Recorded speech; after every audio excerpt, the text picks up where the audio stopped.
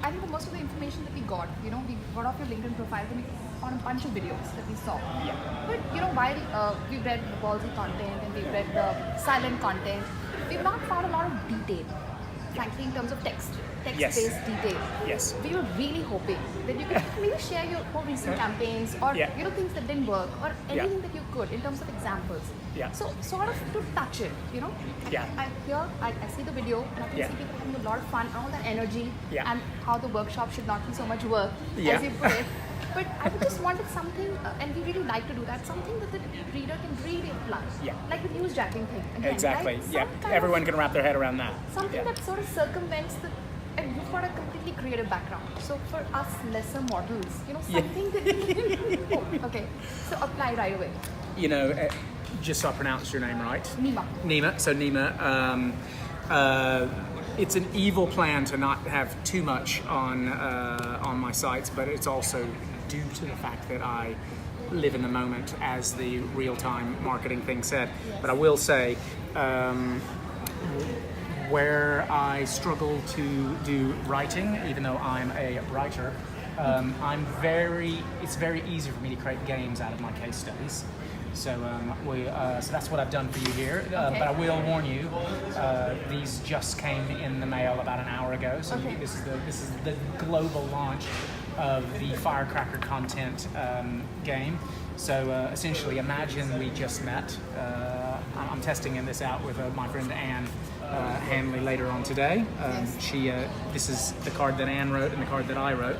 So essentially, someone asks for my business card, I give them my business card, but then I'm like, wait a second, no, this is actually a game card. Yes. So what we got here is we've got the IKEA versus Colgate round. Two very similar logos in color, but couldn't be any more different in their approach to content. So again, I think there's something definitely missing in the fact that I don't write enough on the blog, but I will make up for it in my live format because I'm best live rather than taped. So what we have here is we have a brand I speak about all the time, and I want to propose to you that IKEA is a Firecracker content brand. And I want to propose to you that same colors in this instance, but Colgate is exactly what not to do. And if you get this right, there will be Constant Curiosity Awards tokens given to you. How many tries do I get? Since there are only two. Since we are filmed, when you screw up, we can totally edit that, and I'll do it again. What about the award part? We can't edit that. We cannot. There's a good chance you're going to win an award, but no. To be truthful, I have lots of frameworks that I use in my workshops and in my keynote speeches. And believe it or not, all of this leads to me doing consulting work. Yes. So I'm probably at the moment 50-50 between workshops and speaking and consulting.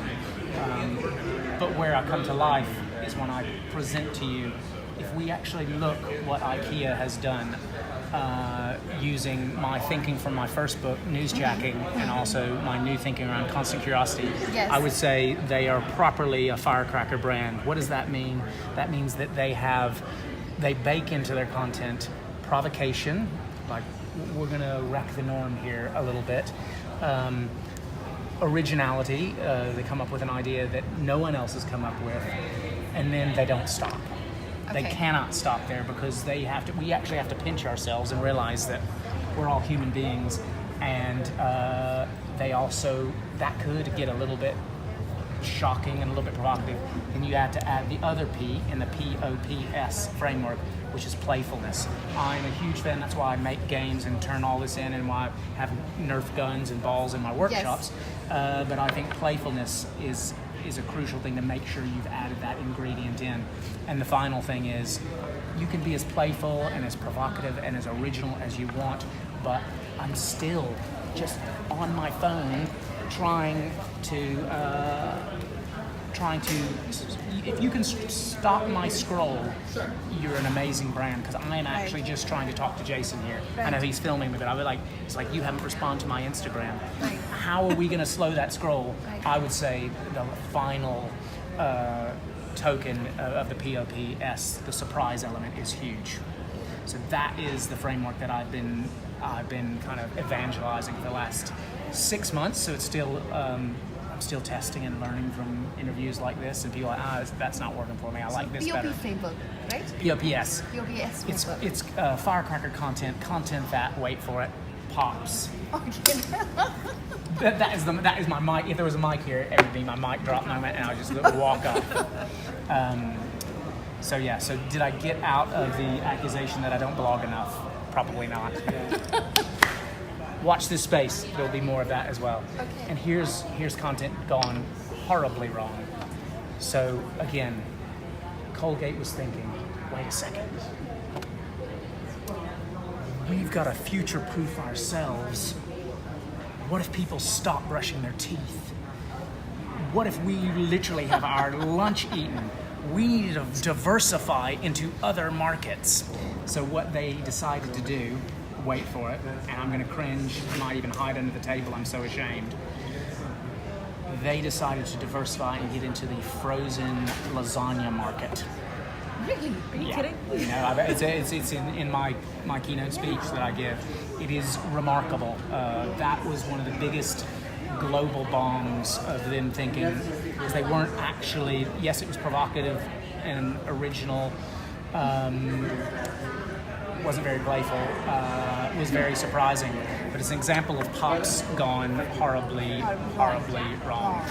So of those two, I venture to say this one is out for sure. I need that back, by the way. I was being provocative, and then I was like, wait a second. This is like, come on, keep me grounded. It was surprising. It was indeed. Sorry. Yes. Anything else? Or can you survive after that one answer? I can keep them short as well. No, long and fair. Okay, I'm going to read it out, okay? Because, I've realized the question that I have falls into a certain niche, okay? At a time where the need for budgets is getting much larger because they're increasing tools, platforms, options for marketers. Yeah. You brought back a whole lot of attention back into creativity, right? Yeah. As a big equalizer, because you said creativity against budget. You don't need that big a budget. Yes. Creativity Yeah, can do the I trick. go with big brains over big budgets Yeah. anytime. And because I stole that from Anne Handley, I just changed that to craniums over cash, which is a blatant rip-off. Craniums over cash. Craniums over cash. Got your tweet. Yes. If you're thinking big Got my budgets tweet for the over day. big brains, that is so last week, Anne Handley. But you also put into play two very interesting terms, which are sort of, they don't really go together, at least the way I understand. Ballsy Yeah. and silent. Ballsy content and silent content. Yeah. Now, are they two ends of the spectrum that need to meet somewhere? It's because I got really tired of being ballsy. They are. So it's not silent. It's quiet. And Okay, I yeah. thought silent. Quiet. But so here's the thing. Ballsy is the framework in all of my consulting work, which usually comes from speaking and workshops and things.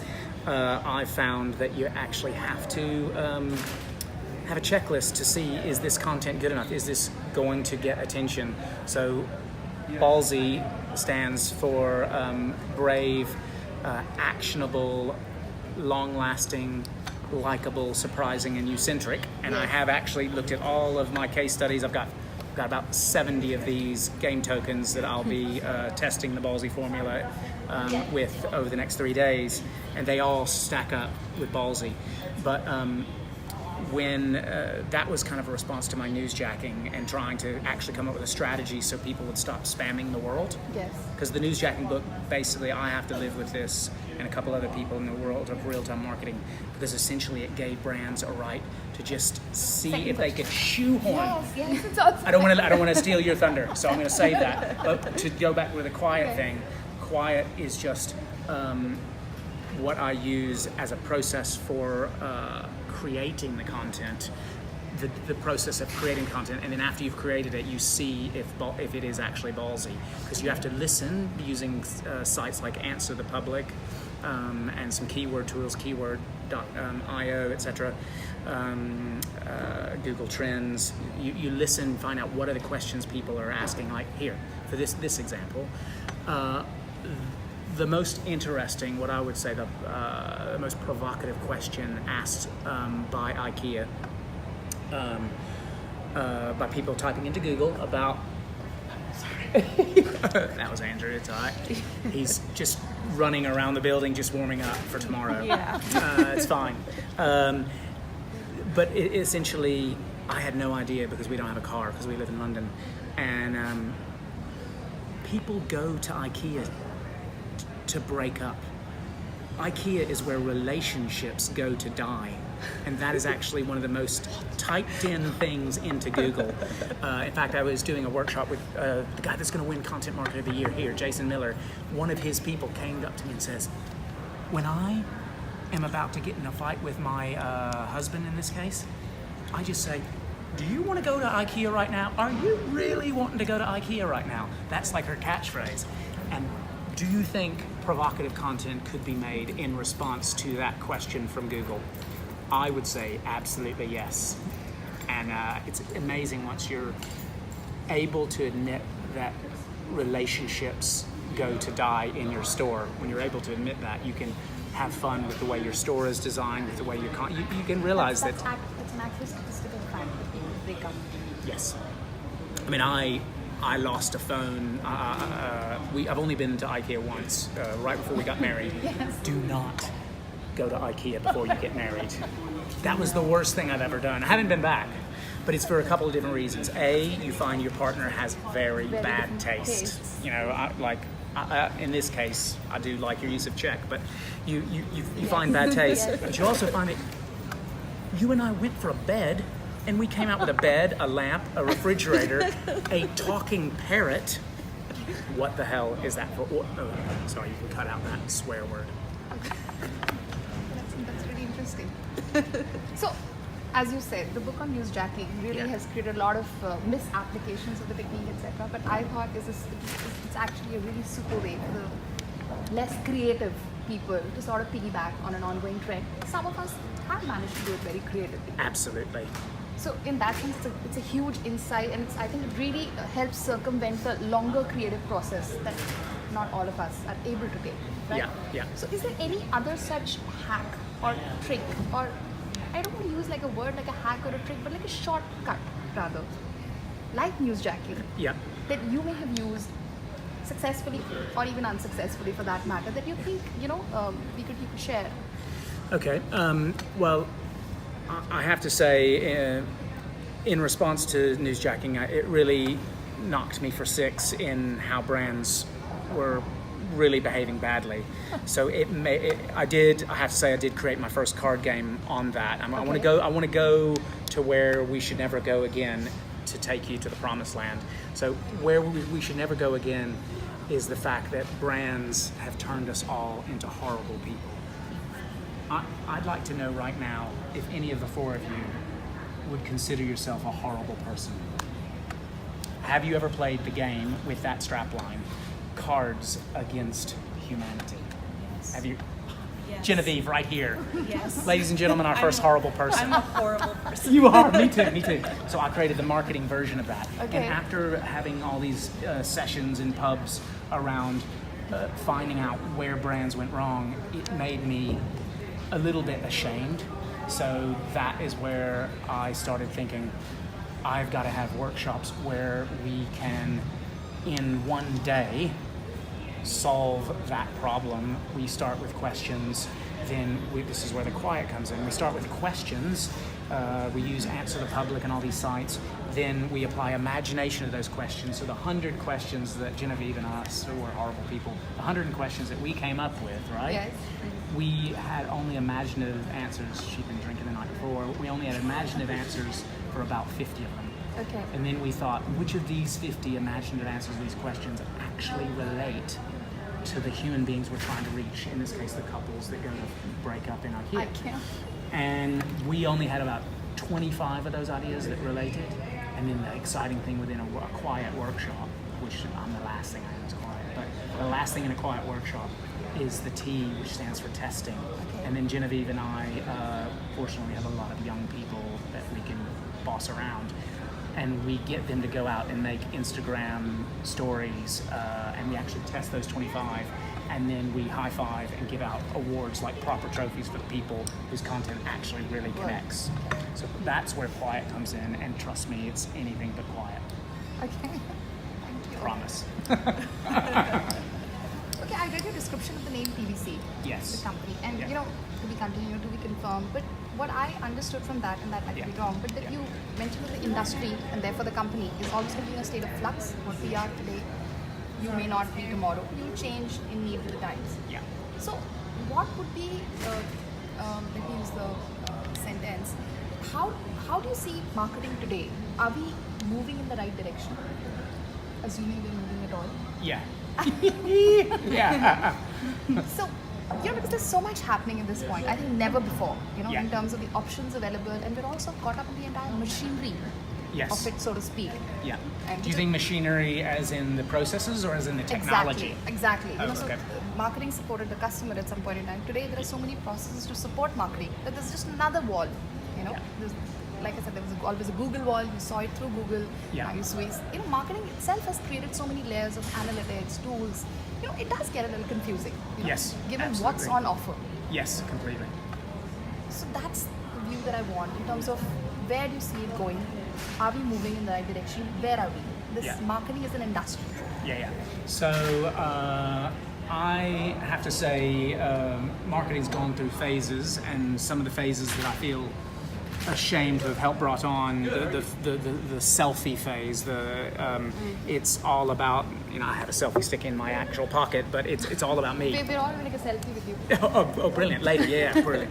So, the selfie generation is what has been the best thing and the worst thing for marketing, because brands started realizing people are literally just looking at themselves, and I tell my wife this. I'm like, when she starts to worry about something silly, I'm like, those people are literally just in it for themselves. They are not even thinking about you. If we think about that from a brand perspective, no one cares. They're just thinking about what's in it for me. I think if we sometimes go more analog, go more surprising, try to be more human with it, we will actually connect with people when we realize they're not inclined to listen to us. We're going to have to give them something they want, build an audience. I actually think the five of us are sitting around this table because we're at Content Marketing World, and because we believe building an audience and putting the customer's need first is just like music to our ears. And I think the rest of the world is catching up. But it isn't easy. It's not an easy thing like doing a TV ad and just thinking, oh, a lot of people at the Super Bowl are going to see this. It's not easy, but it's the right thing to do. Okay. Okay.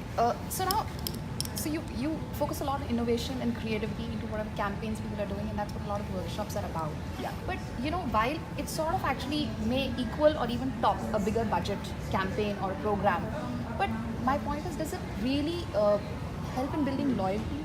And if it does, then I need you to explain. But if it doesn't, then what additional supplementary techniques does one use beyond creativity? Like something could be very creative and very interesting and could get a lot of engagement.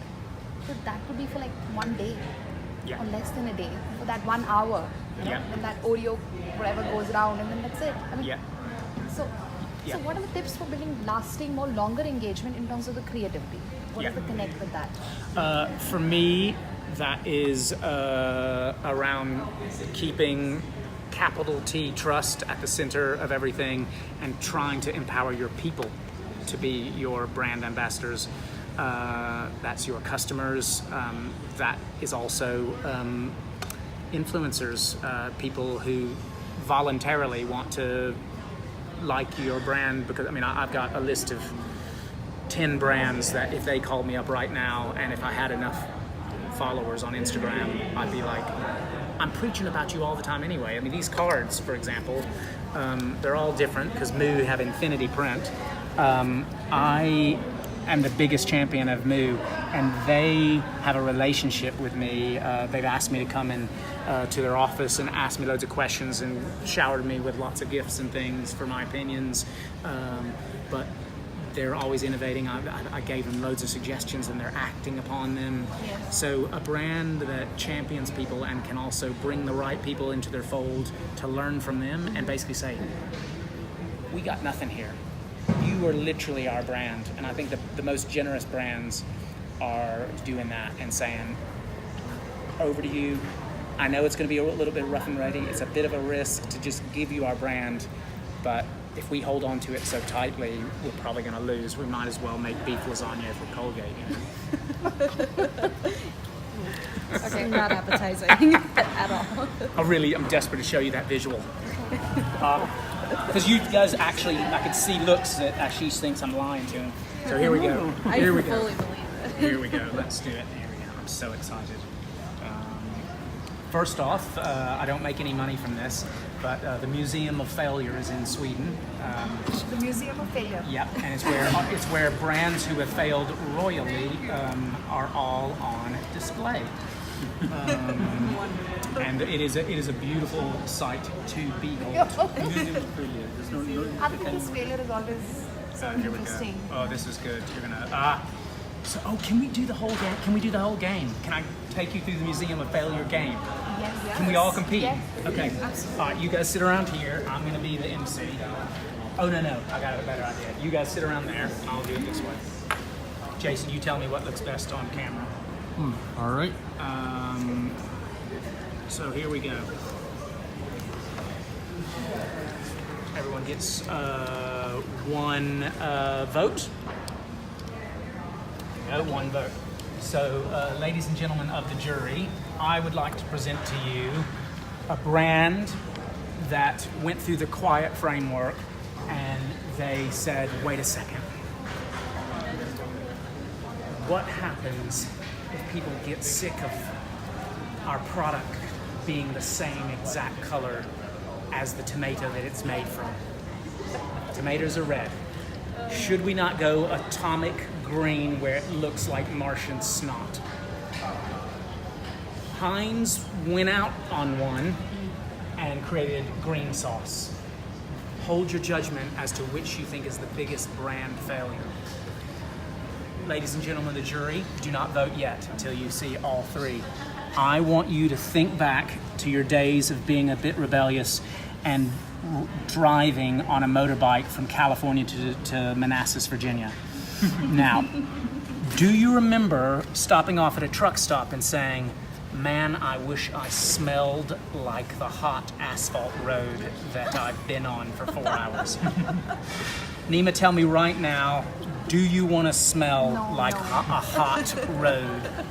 You do not. I cannot think of any situation in my. Okay, well, I don't want you to vote yet because the kicker is there is a brand that does things really well around oral hygiene, and they said someone's going to stop brushing their teeth. We're going to stop being the biggest player in the world. Let's get into frozen dinners. Now here we go. You get to vote with your coins if you're ready for this. Is it gonna be beef lasagna, Harley Davidson, or green sauce? Failure is measured. No, by- close your eyes. I don't want you in Failure is measured by failure. amount to spend and amount whatever. So failure is measured by the biggest Equal value. the biggest kind of global uproar of the biggest being a brand being out of their lane, like totally out of their lane. Like, this is what we stand for, this is what people think we stand for, we've gone here. So the biggest sidestep, pivot down a dark alley. Close your eyes because I don't want you to influence each other's voting. I want you, with eyes closed, to put your coins down silently on this table if you're voting for the green sauce. If you're voting for smelling like hot road with Harley Davidson. If you're voting for beef lasagna for Colgate. they got it all right. There is a right answer to this, and you got it totally right. But Awards. all of these, the awards tokens, you get to keep. You get to keep. Thank you. I'll print more. Don't worry. I'll treasure it forever. Pretty random minor gift, I'd say. Sorry. Continue. Okay. I think we're having an interview. Sorry. Okay. No. That was very interesting. What is that? Amazing. That's a wonderful. This is Okay, so cool. much better than anything we've planned. It happens because I have an evil brain. But go ahead. So is there any very, very hardworking tool that can do like 100 things at a time that you would recommend that assists in the creative process? In fact, maybe just some tool that we can completely outsource the creative process to. I download it and it Oh wow. does it for me. Oh man, I love that question. My short answer is that there are a load of tools that help free up more time, and can help you use your resources. But if I was a Venn diagram, there would be a big time bubble, a big resource bubble, and a creative confidence bubble. And that creative confidence comes from basically beef lasagna-ing it. It comes from trying things out, from doing an atomic green ketchup. Yes. I actually use those examples not as these are the world's worst, please don't ever do that. I use it as an example of, has your brand ever gone a little bit farther than it feels comfortable? Because the people may be somewhere else, and you think that they're with you, and they're not. And that's a dangerous, harmful feeling, I think, in 2018, to think that your people are one place and they're totally not with you. And I've seen brands do pivots where they approach a totally, like a product marketed for women has totally gone to market for men, and have seen a massive spike because they said, well, actually, we're just wrong about this. The people have spoken. And I love the fact when you can say the people have spoken, and you show that your brand has actually done something ballsy or provocative, and it's worked out for you. Okay, so now, since we're talking about content, see, ultimately it's about ROI. I have to come back to the term in terms of what the company will continue to invest in as a brand, what will continue to put resources behind, etc. So there has to be some kind of an ROI. Now, content, Some kind of, what was the word? some kind of measurable result. Measurable, yes. Yeah, something that even if you know something's really working and working well, like Yeah. Brand Fishkin said about his Whiteboard Fridays not turning off, but you know, Yes. it had that curve. Yeah. But what would you say are some of the metrics that we can use for content that's not showing the typical ROI? I mean, how would you rate it? Like, if I show you something and maybe it's not taken off for XYZ reason. Yeah. It's a Whiteboard Friday or a great campaign. What typically do you rank or rate a content on? When What? you look at something, content campaign on, any brand messaging on. What are the boxes that you think it needs to tick for it to at least be in the consideration set of this work? Yeah. Got you. Well, there's the short answer for that is, again, I stand by my belief in the engagement of the content. Are people sharing this? Are they identifying with it? Okay. And I feel strongly with that. But I think we have to kind of also realize we are in marketing. We do need to see an uplift in the sales. I don't think it's overnight all the time. I have a load of clients. I'm building a quote-unquote content castle now for a brand, and I've told them we're definitely not going to have any sort of uplift because I'm building a site from scratch, and we got to look at the domain authority of our competitors, and it's a hard thing to do. But Yes. they're almost treating it like it's a relationship and not like a kind of sort of Tinder-like one-off date. But there must be some milestones in the middle that you're tracking and they're tracking, Yeah. which gives them the confidence to invest in the next 6 months. Oh yeah. I mean, every month we have to look at what's the engagement been for our content, and Okay. where are the people, what is really not worked, what do we need to stop doing. So there's no way I'm going to be, even though I've been given a lot of trust, there's no way we have to turn up and down the dials every month to see. But I would say, just because this one brand, I've convinced them to go into the world of VR. Yes. They're going to need to give me several months to build that, because no one is thinking naturally about this brand in the world of VR. So they have to we check it regularly, but we can't. The kill switch needs to not be too soon because it just takes time to build this stuff. The next question is on trends. So I want to tell me your views on how artificial intelligence and voice are impacting and expected to impact. Is it going to completely change it?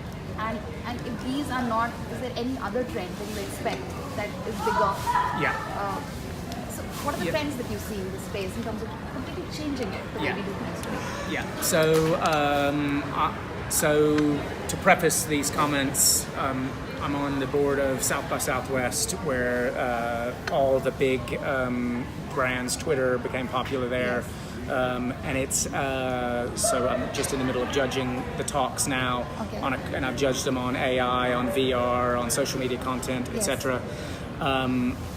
Elon Musk sat on stage 3 months ago and said AI is what keeps him up at night. I've done workshop on the power of voice. I love the fact that even though my wife has sworn it off in the home, I secretly want to get Amazon's version of Siri where I can be like, I really need Guns N' Roses right now. If I could just say, can I have a Guns N' Roses solo right now? Let me try it on Siri. Let me see if there's anyone. Can I have a Siri, can I have a Guns N' Roses guitar solo right here behind me by someone I know? Let me ask it again. Siri, can I have a Guns N' Roses guitar solo by someone I know? Which song are we singing? We're doing the solo to Welcome to the Jungle.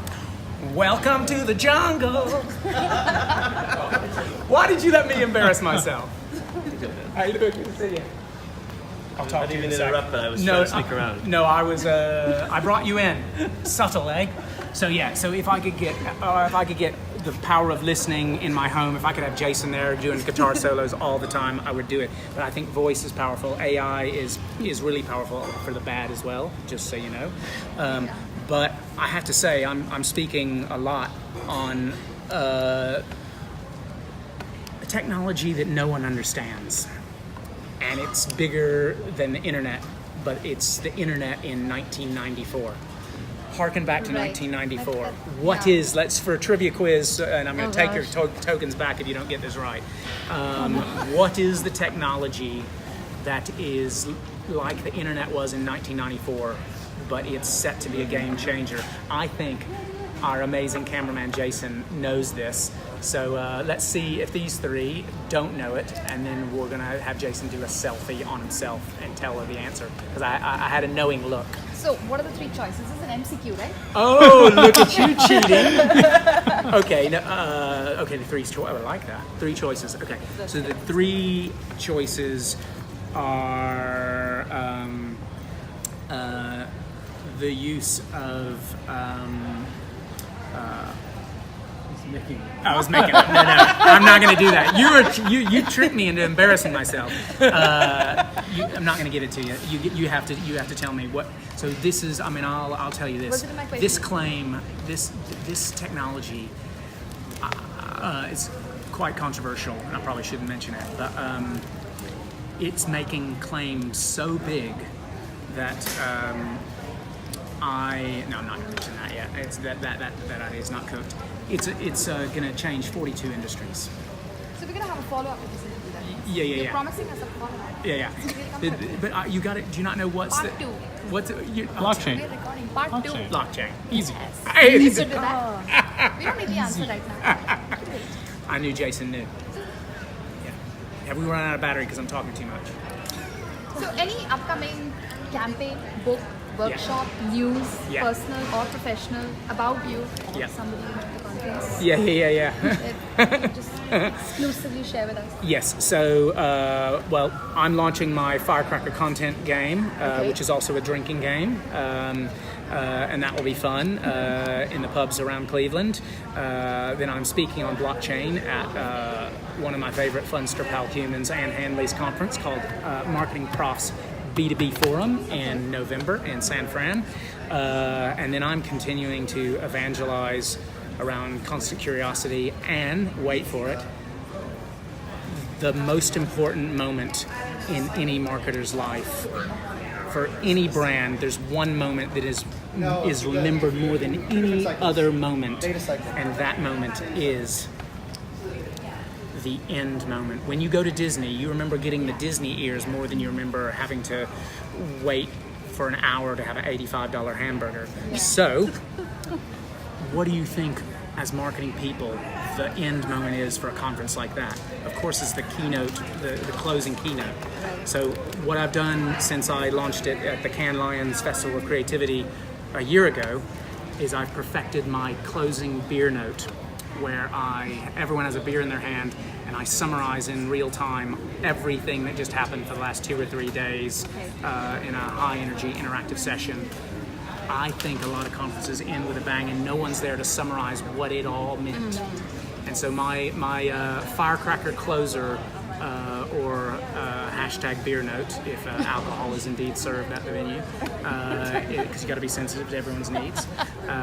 That is what I'm excited about more than, almost as much as being in San Francisco with Anne and speaking about whether blockchain is bigger than God. Actually, now I understand why I don't see so much text about you. I don't think anything I could write, or you could write, or we could write as a team is going to do justice to this. Just so you know, very visual. My agent won't let me write, even though I'm a writer by trade. He's like, if you're not doing it live, you don't exist. Not that I'm good looking, it's just because I have energy. No, I'm not like Andrew or some of these good looking people. You can't put it to paper. It's hard. It's hard. Yeah. Hey man, it's what's on the inside that exactly, matters, you know? exactly. There you go. I can put up with the fact that looking like the ginger guy from Modern Family. I get that so much. Mitchell, do you know Mitchell? Yes, and I was dying to ask Not you Cam. that. I mean, I know I'm putting the pounds on, but Ginger Mitchell. I did so want to ask you that. Oh, Jason, this thing has gone downhill, man. What have I done?